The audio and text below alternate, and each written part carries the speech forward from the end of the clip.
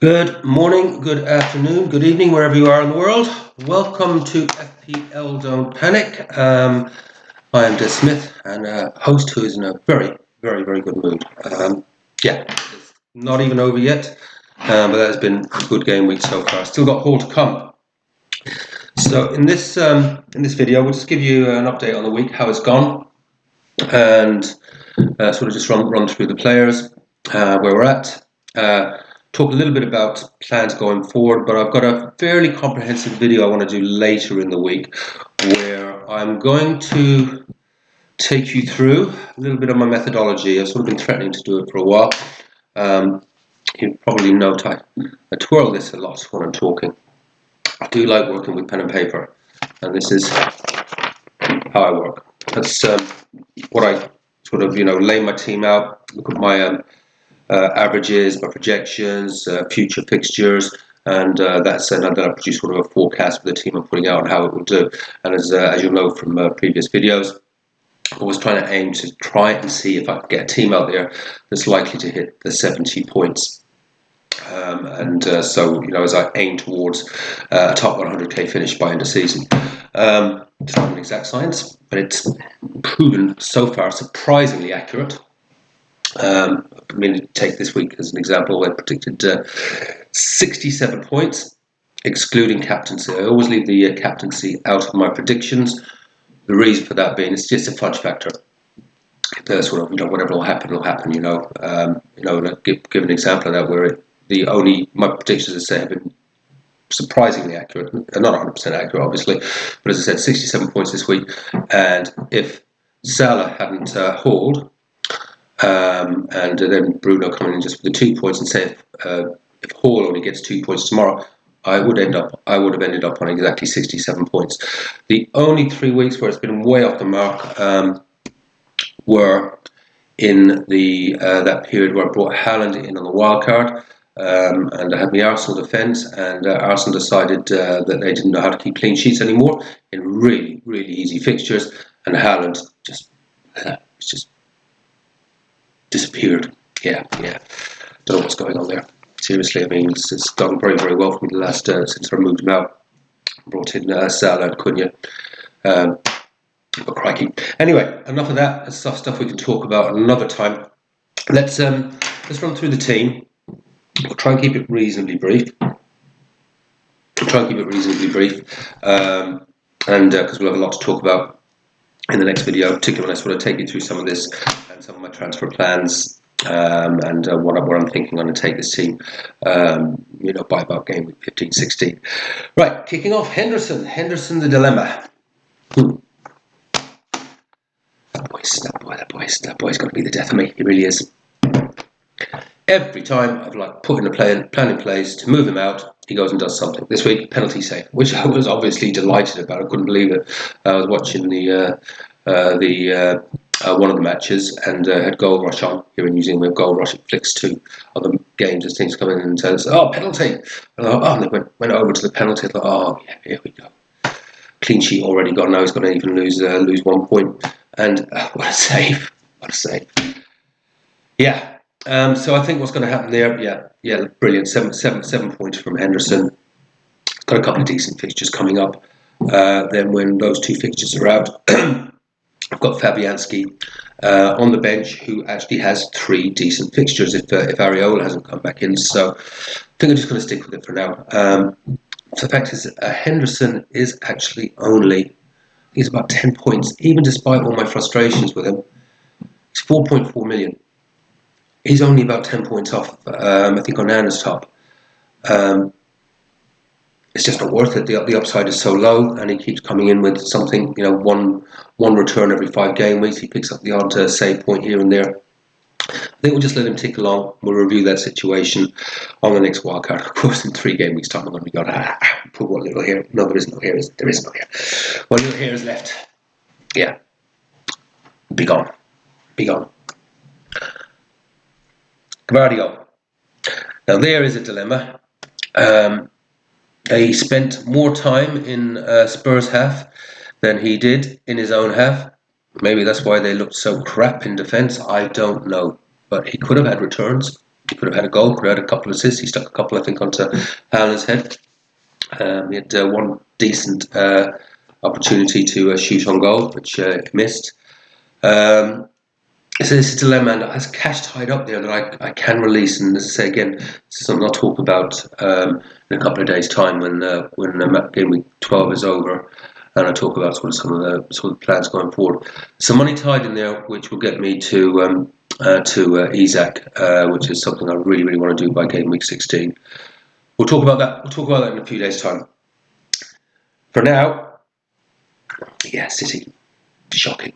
Really seriously shocking, more like relegation fodder than the Premiership contenders. Honestly, that defence is a shambles. Gabriel, okay, so the Arsenal defence, which had turned into, well, I won't say a sieve, they weren't really conceding many goals, but they always found a way to concede. I think they're back. I do think they're back. I said it in my last video. I'm sorry, just going to, one of the most pleasing things, I think, obviously the 87 points, so there is a -4 on there, and we'll talk about that. That's the one thing that didn't work this week. The Arsenal defence is back. If you look at when things went pear-shaped for them, they started off, with a roar and a hiss at the beginning of the season. But you whoop-see, lovely day, get your double Arsenal defences in there, folks. And then it just went off the rails. They let the sendings off, conceding, and the injuries. They just couldn't keep the clean sheet for love of money. I think they're back. Odegaard's back. I think that's a massive help. I did say that I thought that they would start keeping clean sheets. Thus, I didn't get rid of Gabriel, even though he was falling off the rails with the numbers. And they've got such a good run of fixtures. And that's what I was just saying. I think one of the most pleasing things about this week is the 50-50 decisions I had to make. Just about all of them came off. And so one of those 50-50 decisions was choosing between Henderson and Fabianski. I was seriously thinking of putting Fabianski in goal. And I just went with my gut instincts. I thought, it'd just be like him just to bloody keep clean sheet or do something. So I kept Henderson in. He got my clean sheet, and great. I was just really was worried about Gabriel and Arsenal. I thought, no, they're going to come good. So 2 really good decisions there. So I'll take my hat off to myself for that one. Hall, yet to find out. Would just be absolutely fabulous if he comes in with something, anything. I rate Newcastle. I think they've turned the corner. Hall does have a little bit of a attacking threat.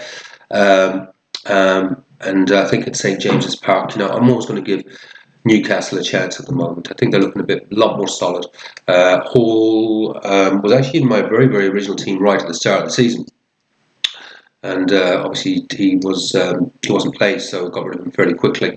It's actually interesting how this team is actually starting to look an awful lot like my game week 1 team. But it seems to be moving back to that a wee bit. But anyway, Hall, I fancy there's a decent chance tomorrow. Hopefully we can at least get a couple of points out of him.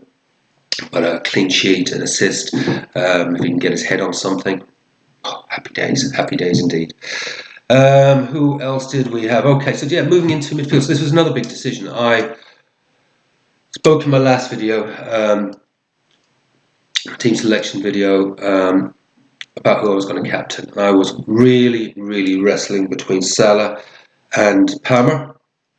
I was, at the start when I started talking about it, I was 51% on Salah, 49% on Palmer. I do believe Palmer on any given day has a higher upside than Salah, which sounds bizarre. Salah's extraordinarily consistent. He's constantly cranking out these 10s, 11s, 12s. But Palmer comes out with these 17, 18, 19s, 20s every now and again, especially against the lower teams. He is a flat track bully, that lad. I love it. But he has been out of form. There's not been much happening. And I just looked at Salah's consistency. I thought, it's not the week to be taking a chance. So I stuck with Salah, and I'm so glad I did. I mean, it was absolute game change, just meant the week, because it was already looking like a reasonably decent week, but it's turned it into a fantastic one. So yeah, just absolutely brilliant. Yeah, nothing to see here. Keep doing what you're doing, Mark. Keep doing what you do. Palmer, yeah, disappointing. I mean, he could have had a goal. Was it Madueke? Made a brilliant clearance off the line. Oh Lord, it's really a game of fine marriages, isn't it? Anyway, excuse me. Nothing from Palmer. He has only returned in one of his last 5 matches. His fixtures do look fantastic. The rest of the team is doing pretty good. I know the points are coming, so we're going to support. I like to have players on my team that are on average keeping an absolute minimum of 2 returns every 5 matches, but I'm really trying to aim at 3 returns every 5 matches. Now he's on 1 in 5 at the moment, but I think the team is strong enough at the moment to support a little bit of patience, especially with this fixture run that they've got going. So we'll probably talk a bit more about that in the next video. But yeah, disappointing. Could have so easily had a 10-pointer, because if he scored, he was probably going to be in the bonus or whatever. Not to be. Next problem child. Although I've done well, there are issues that I'm looking at addressing over the coming weeks. And Wembo's fallen off the rails a wee bit. 3 points. His numbers have dropped off since Wizard came in, actually.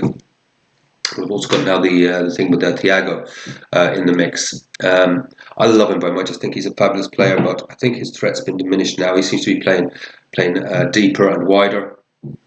I'd love to get Son in there instead of Mbeumo. Again, this is something I'll talk about in a few days' time. And I do have some paths to do some of these things, bringing Isak in for Wizard, bringing Son in for Mbeumo.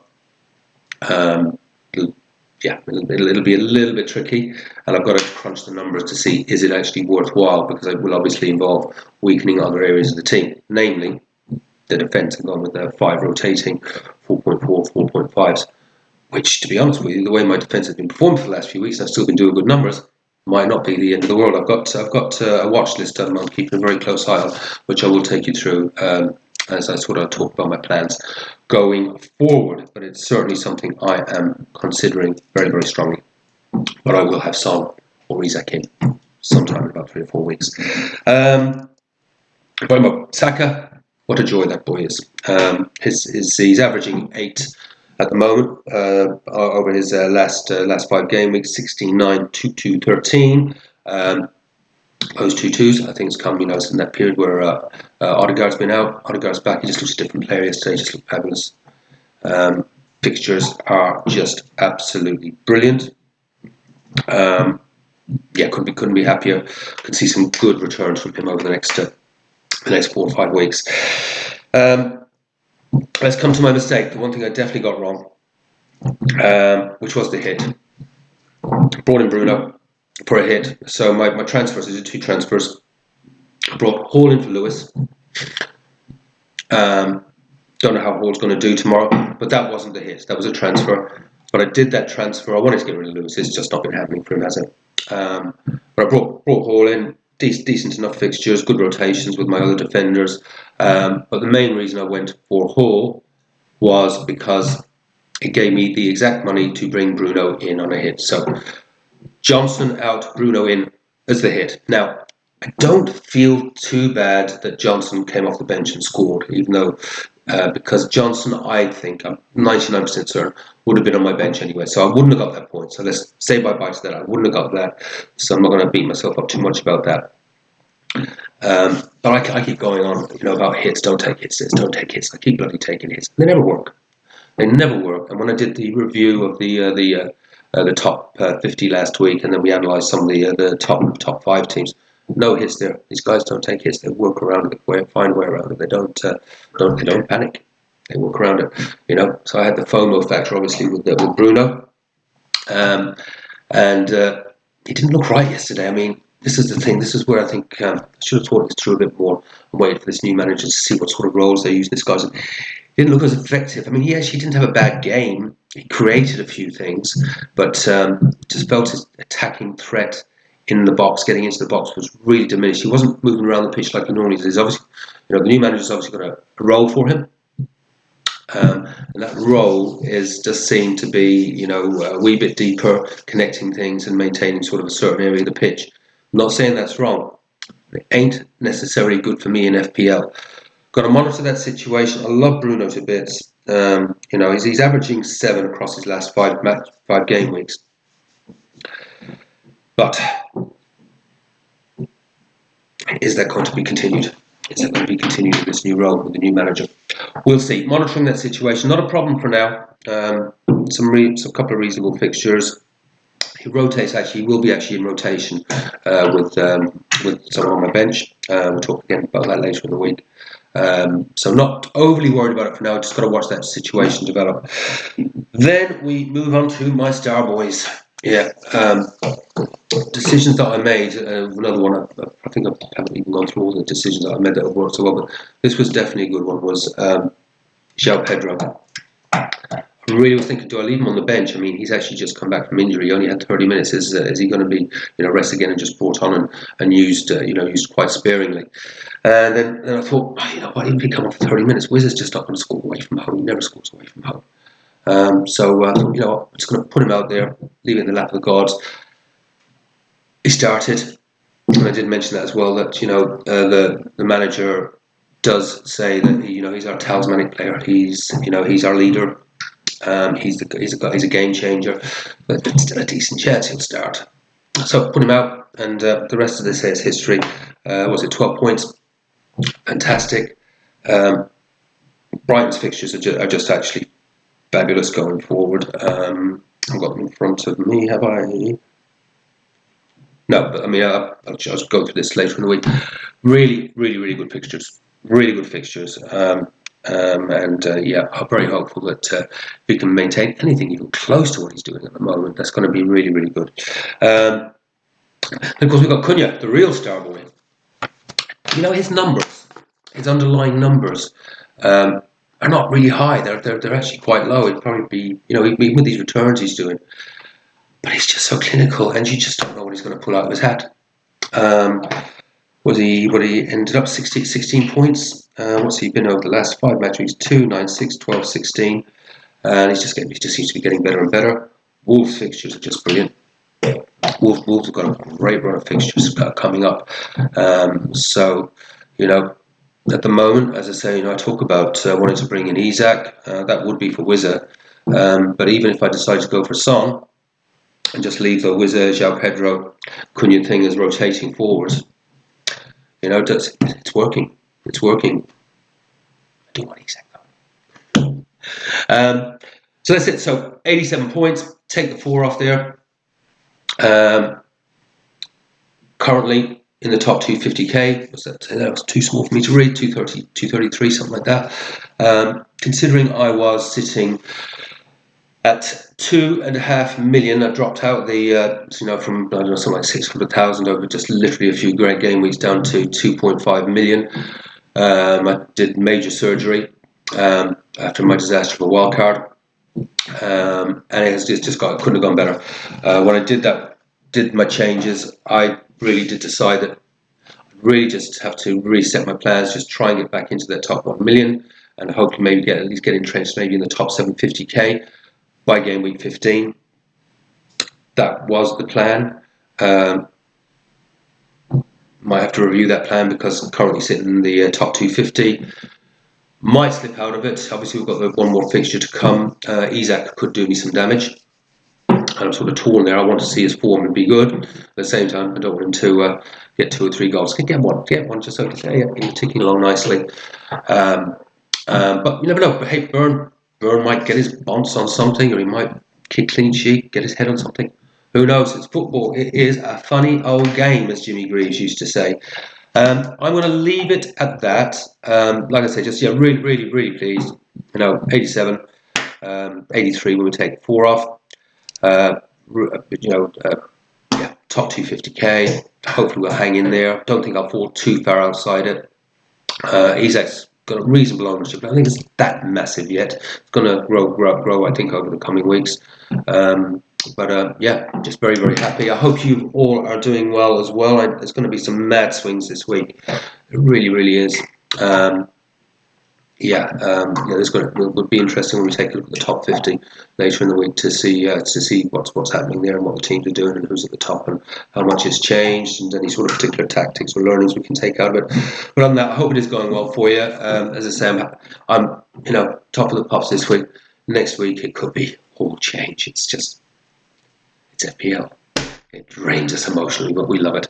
So on that note, have fun, folks. Play your own game, and above all else, do not panic. Take care. Talk soon.